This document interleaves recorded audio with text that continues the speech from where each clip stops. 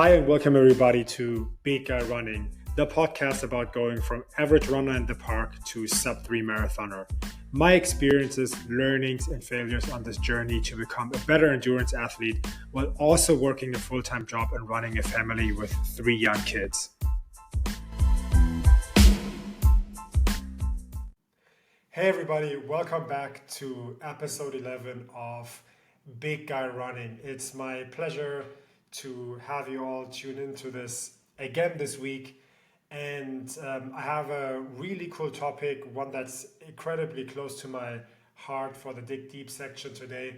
I want to talk about one of my favorite aspects of running, how much of running is a mental game, and some of the mental tricks I have developed to become a better runner. So I want to break that down, and hopefully there's something in there that helps you develop a better running habit or become a better, faster, longer, whatever you aspire to, runner or endurance athlete overall. That I want to cover in Dig Deep. And before we talk about that, I want to give you a quick update on my road to sub 3, how my training is going. And for the first time, I will actually use this cool feature to share my screen and to show you how I track my runs and my workouts. So if you're watching this on video or on Spotify, whatever, you now have an exclusive look at my training tracker. This is not my plan. My plan is in the book. I can probably pull up a picture here as well. But basically what I do in this tracker is I write down every session that I have to do for the week. And then I will also go back and kind of color code if I did the session or not. And what you see here is we're looking at the week of the 12th. As you see in here, lots of red. What happened? I got sick. I talked about it in last week's podcast.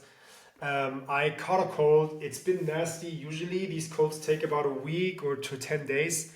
This one has been keeping me busy for longer. Like all of last week, I didn't feel great. That kind of feeling when you wake up with a headache, like all the kind of headaches and like, I don't know, everything wasn't feeling good. I really felt like I'm running on maybe 50 or 60% of my energy. Not great, but it was like demanding enough to kind of still get some work in. Some days I didn't do a lot of work either because I was just like too tired. And then deal with the rest of life. So not much training. I still try to do 10 minutes of strength training in the morning here and there, whatever, however I felt, but I don't really record that because I don't know, I don't really consider that training. It's more like a fun way to spend time in the morning. So I didn't record that. And so I didn't really run last week, which is a downer. I tried an easy 12K on Saturday, which kind of worked well. I kept it really low heart rate, around 135, which is kind of like the lower end of my zone 2. It worked kind of well, but then I wanted to do that on Sunday again, but I didn't really feel like it. I was too tired, which was a signal to me that it may have been too early. And then, that was basically it for the week. Not great, kind of a write-off. I sneak peek into this week. I'm feeling better, but I'm still not feeling 100%. So I gotta figure out what that means for my overall plan. It's not great, but if that's gonna be the 1 week in my training plan that I have where I have to take a break, I still think it's manageable, but in all fairness, I'm already thinking if I should move my marathon date. I still haven't signed up for a race from like mid-April to end of April to give myself more time. I don't know, TBD. Like right now, I'm mostly focused on like getting back on my feet and getting back into like a healthy running habit, not even thinking too much about the plan. Before I will kind of make a call on that. The other thing I keep thinking about is like why this happens. And since we're looking at this anyways, you can see that I had a really heavy week basically the week before I started not feeling great. So it obviously makes me kind of wonder if I overdid it or if I didn't refuel enough or if I didn't recover enough. So that is something that I definitely want to start paying more attention to. I tend to be a bit of an all-in person. Like if I think I can pull off like a 100 kilometer week, I will try to do it. And while that is fun and kind of makes me feel great for the moment, I may be paying the bill for that right now. So I don't know. I need to think about that a bit more. Maybe investigate like if there's like any scientific approach to kind of figuring that out. But yeah, it is what it is. It's been a write-off, but that's okay. It's part of the journey. It's a long game, and I'm mostly back on my feet. So this week should be all right, but not probably not a full training week. But yeah, that's the Road to Sub 3 update for this week.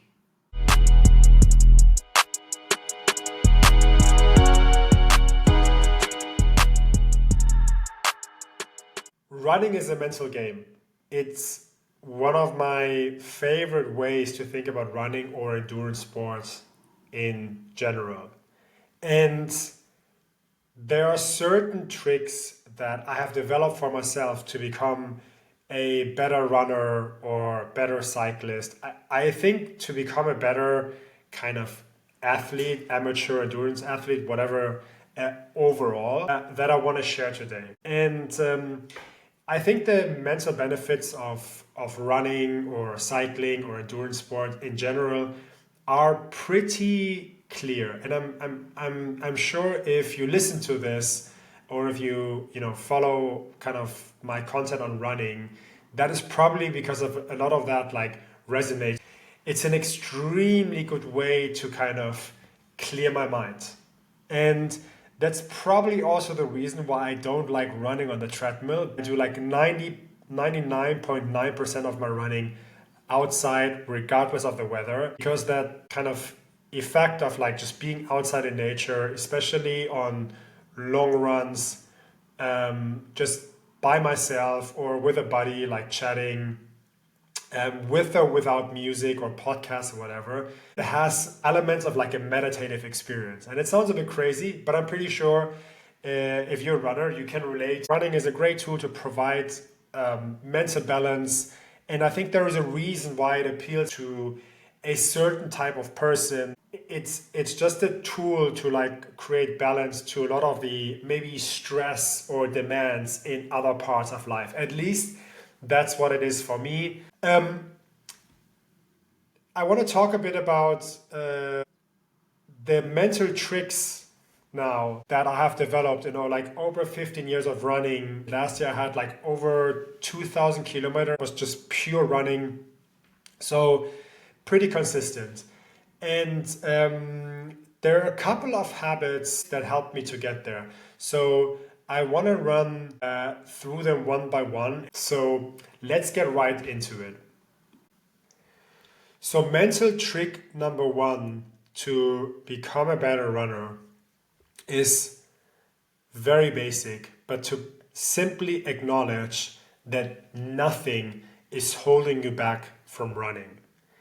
I admit it sounds extremely basic, though I think it's the foundation for building a decent running habit, and building a decent running habit is a foundation to becoming a good or better runner. So nothing stops you from running ever. If you're healthy, if you can run, there's no reason not to run. I know, like, I love to talk about equipment, perfect running conditions and so on, but you can literally run anywhere and always, and you don't need anything for it. And I think just acknowledging that for yourself, that the only thing from not running, like the only thing from stopping you from running is you, is super important. Because on the flip side of that is basically that you will always find an opportunity to get some kind of run in. And I used to not be good at this. I used to think, oh, if I don't run this, if I don't do that, if it's like I don't know, if I don't have a nice running route, whatever, I shouldn't be running. And that really changed. And for me now, like I literally try to run whenever I can and whatever distance and at whatever condition. And a couple of examples I will give you is that I run at any time of the day, because again, I have a light, I can run at night, I have a like or early in the morning. I try to run it like any weather. So I by now have all the gear to run it like all the different weathers that at least are common for where I live. And I have also started to learn that basically every single run you do is you pay into like what I like to call the endurance bank. So sometimes you run for 20 minutes, great. Sometimes you run for 2 hours. It all matters. It all adds up. Every single time you go out and run, it adds up. Like you pay in and you like it compounds and you get the dividends for the training over time. And that is really important to understand. You don't need perfect conditions. I have literally done runs around the playground when my kids were playing. Or we were on a summer vacation and the family was at the beach and I hadn't managed to run in the morning and I ran laps at the beach and everybody was looking at me funny. But I got a half an hour running in barefoot in my swimming shorts on the beach. And like that run itself will not make me a good marathoner, but the compounding of all of these runs is the foundation for everything. And it starts with acknowledging that nothing is holding you back from running. And if you ever feel like, oh, today is not a good day to run, but you're kind of thinking about it, use the 10-minute rule. Get out and try to make it past the first 10 minutes. Usually after 10 minutes, you move away from thinking about all these reasons like why you are like can't run or why it's not a good day to become really like present in the moment of the running and start enjoying it. So if you make it past the first 10 minutes, like I've never had a run that I didn't enjoy or that I regretted afterwards. So rule number one, acknowledge that there's nothing holding you back from running and you can literally always run at any time. And that's the right way to think about building a running habits and to make you better. Rule number two, or like trick number two, mental trick number two, is to identify yourself as a runner and kind of make it part of your lifestyle. Again, it sounds very, I don't know, intangible. Like who cares if you like identify or if it's a lifestyle or a hobby, but I think it makes a huge difference. So number one is if you identify running as kind of part of something that is you, then automatically you kind of feel like you are more inclined to just do it. And it's the same with making it a lifestyle. And I draw the line between a lifestyle versus a hobby. Like, sure, running is a hobby, but you may have many hobbies. But if you look at running or like any endurance or like, physical activity from the aspect of like how important it is for your health, like physically, mentally, like you should really make it a lifestyle. And when you make it a lifestyle, the difference is that you will always do it. Like a hobby, you may or may not have time to do it, and you may push it off your list of priorities against other things. Something that is part of your lifestyle, you always do. Like eating, like sleeping, like maybe reading or listening to music. You just always go and do your run. And I think that is the second like mental like change that I have made, where I like there will be weeks where I run a lot when I'm in marathon prep, of course, then we don't need to talk about it. But there will be other weeks where I may, maybe not training for anything and I may be busy, or we may be on like a family vacation or whatever. And those are the easy weeks. Those are the weeks where easily you just stop running and you stop training. And I think in those weeks in particular, if it's a lifestyle, it will just be normal for you to still get your run in. And it may be a short run, just one a week, but you will still do it. And that, together with like acknowledging that there's always like that it's always stopping you, these two things help you build a healthy habit. And on the back of the habit of like regularly running and identifying as a runner and identifying running as a lifestyle, you build on top of that, right? And this is where where like trick number 3 comes into play, where you start building on top of that habit. So now that you acknowledge that it's only down to you to run and it's part of your lifestyle, so you're constantly doing it. Like you do long runs, you do short runs, you may be running on a business trip, you may do like a quick run to run an errand or like, pick up your car from the garage or whatever. You do these little things. So now that is clear. You have the baseline, right? You kind of always do it. So now you can build on top of that. You can think about increasing the times, the number of times you run. You can think about increasing the distance of running. You can think about the type of runs you do. You may want to now think about doing hill runs, maybe go for a trail run, do a longer run, like run in a group, do running training. All of these things you can build on top of that habit.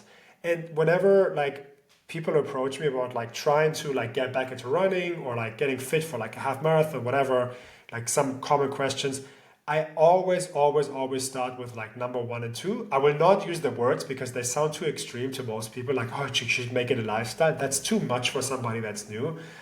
But these tricks help you to build consistency. And when you have consistency, then you start building on top of that and you can start increase number of times, distance, type of runs, and so on. And that's literally what I did to, go from, 20, 30 kilometers a week to weeks of like 100 kilometers and pushing out over 2,000 kilometers last year. And then, excuse me, number 4, the fourth kind of mental trick is that you start cheating yourself into running longer distances.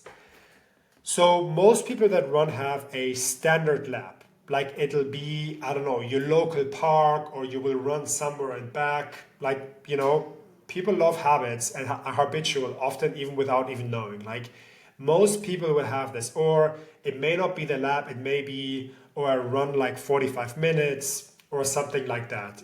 Most people will be pretty consistent on that.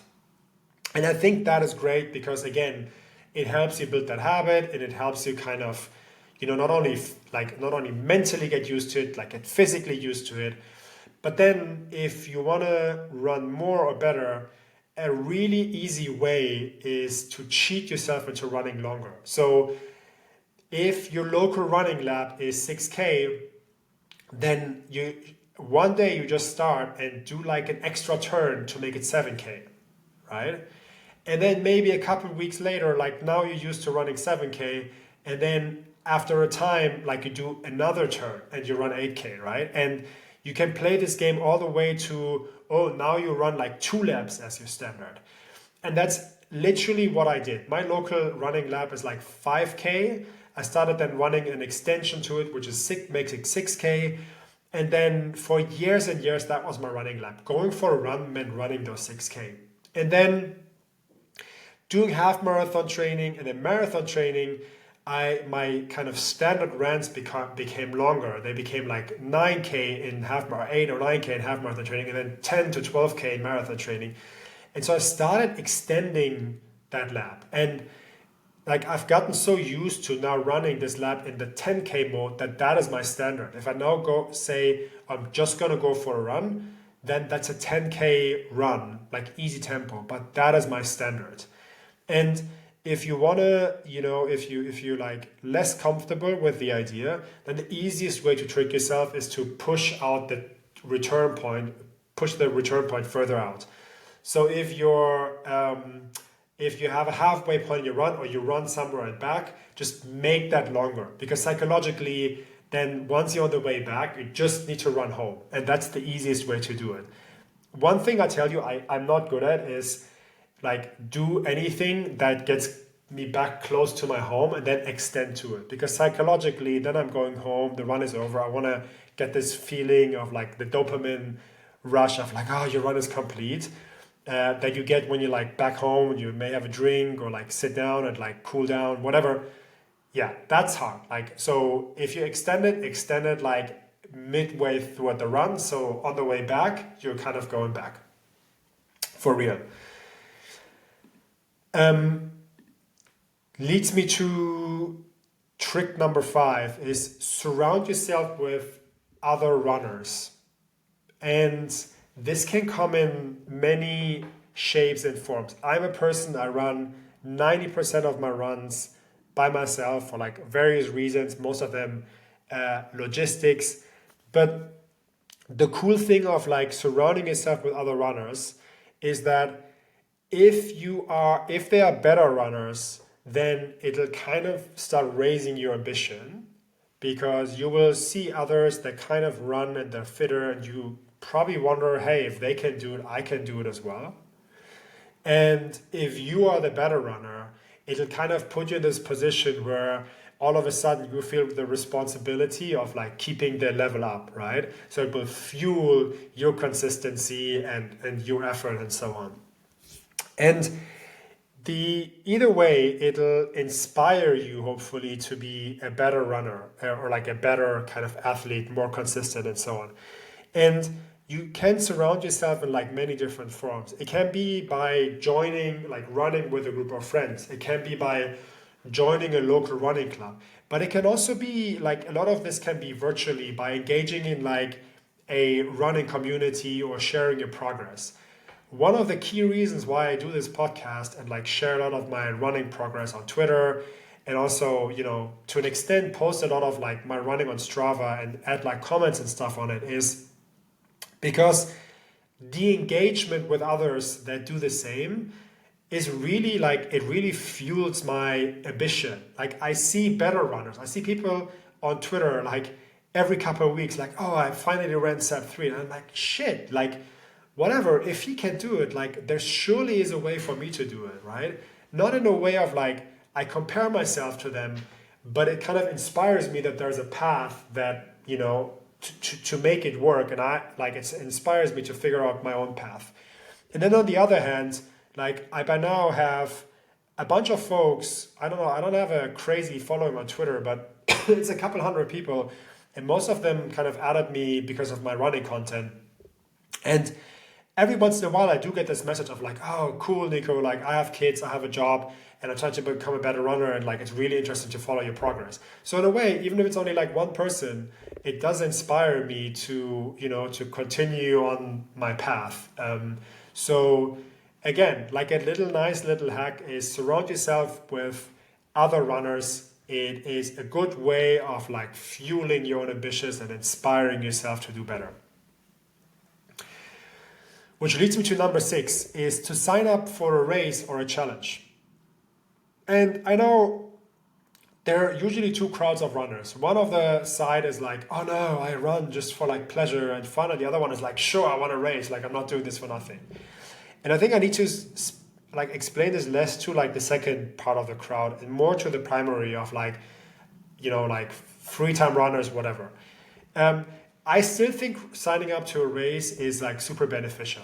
And that is not because you will go there and, you know, be like super competitive. You might even sign up for like a 5K, 10K, half marathon without like any real ambition to be like super fast, right? But what it does is, even if it's quite a loose target, is like having a race day and an objective will kind of help you structure a lot of your running ambition, and it will, like, in my experience, help you tighten up a bit like what otherwise might be like loose training, right? And that is, even, you know, like for some people it's consciously, because they actively will say like, oh, I try to like run a fast 10K, here's my race, and like I'm dedicating everything to it. And for others it will be subconsciously, where you're like running, and then maybe you have days or weeks where it's not, you know, not going too well, or you're like kind of tired, and then knowing that, hey, I have a race coming up, I have a half marathon, and I want to do well, can actually help you get through like these tougher parts, even if it's like subconsciously, right? Also, what it does is like if you sign up for a race and you tell somebody about it, like your wife or your friends or your kids, whatever, the excitement from people around you and them seeing that you have an objective can also be a great fuel and kind of help you mentally to kind of put more effort into your running and into your training. So again, signing up for a race or like any kind of like endurance challenge, I think is a good like simple mental hack for becoming a better athlete. And there are millions of races. You don't need to go to a world major. I love local races. I literally love the local races in like villages around here where I pay like $10. I can rock up to the starting like half an hour before, pay $10, get my number, run, and like maybe have a beer afterwards, and that's it. I think that's a fantastic way to spend a weekend. Usually my kids love it because there will be some kids fun and so on, or whatever.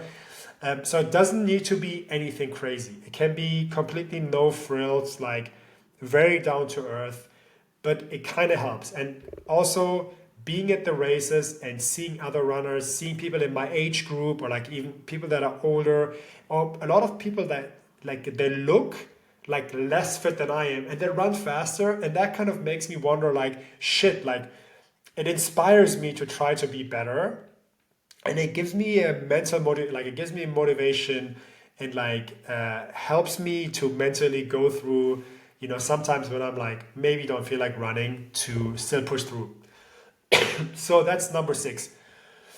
Number 7, the last tip is to also leverage that like mental strength you're building from running for top performance. One thing you will learn with running, especially if you then start to go for like ambitious targets, is like running is a lot about consistency, and you need to build that consistency, and a lot of like the mental tricks really aim for you to become good at that consistency of like putting in that training. But if you really want to put down like a good race or like a crazy effort, you need consistency and you also need the intensity, right? If you run a fast half marathon, fast 5K, fast marathon, it's both. It's consistently putting out like high intensity running. And a couple of things that helped me or that have helped me, and frankly, it's still something I think I really need to work on to kind of meet my sub 3 goal. But a couple of things I've already learned from myself is like, one, visualization.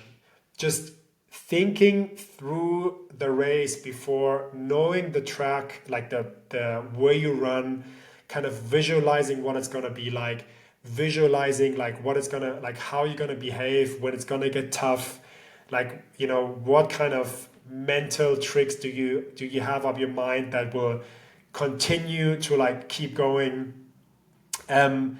Also visualizing what it's going to be like to finish, like to complete the race in like a certain time, whatever, meeting your goal. All of these things help. Again, they sound a bit wishy-washy, but they do help. I give you an example. When I ran my first marathon, I strategically asked my wife and my kids to go watch the race at kilometer 30, and then on the way back it was kilometer 38, because I knew it's going to be tough. And I knew that if they are there, I'm not going to slack off. And that is what happened. I think the fact that they were kilometer 30 carried me there, and kilometer 30 to like 38 was probably the hardest part of the race. But knowing I will run by them on the way back, like kind of kept me going.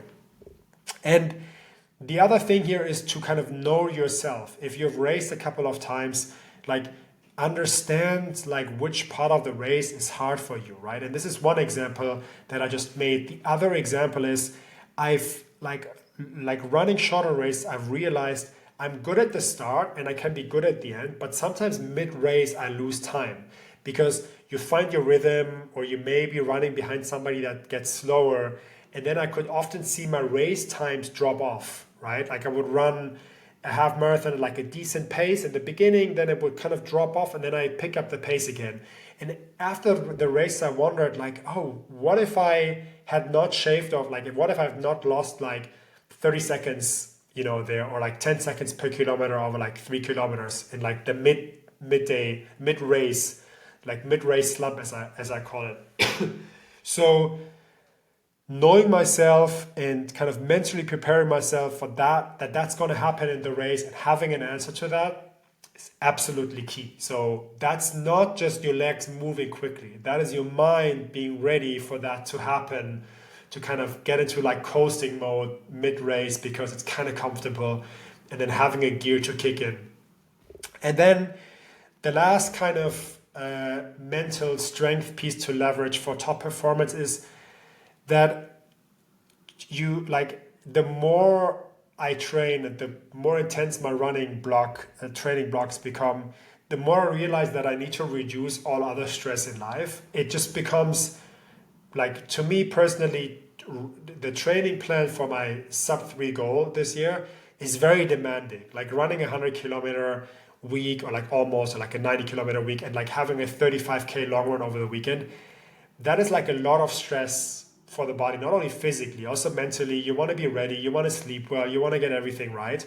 So I'm realizing I need to reduce like stress on other ends, right? Obviously there's work, there's family, and so these things come with their own level of stress and demands. But other than that, I think to pull off like a good training block and ultimately, having that result in a good race, you need to find a way to like reduce stress, to be mentally ready to take on the training load.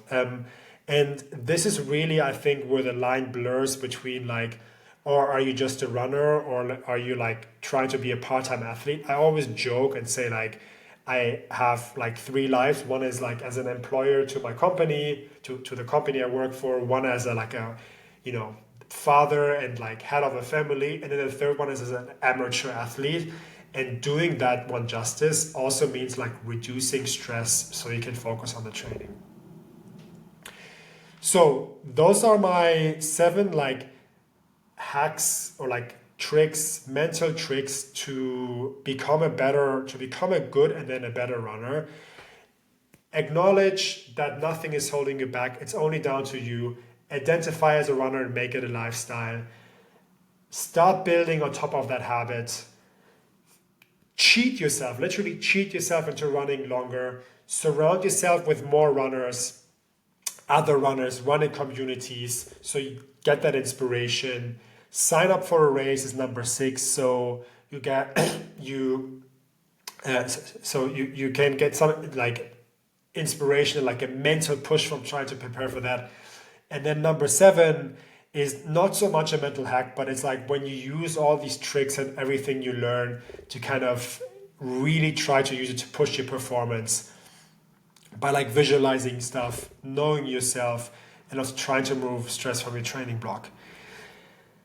There is a whole other chapter that I want to cover someday, where I think becoming good at all of these can really help you in other parts of your life. And again, I don't want to overdo this theme of like, becoming like running is the key to everything in life, but there is certainly simple things and like habits and like the strength you build that can help you in other parts of your life, like becoming consistent in running, or becoming consistent at running and becoming better clearly tells you that putting in consistency is the start for like everything else. So you could apply to like learning the guitar or becoming better at a skill at work. So there's lots to take from that, I think. And for myself, I'm already seeing these effects, especially when I try to really reflect on my running journey.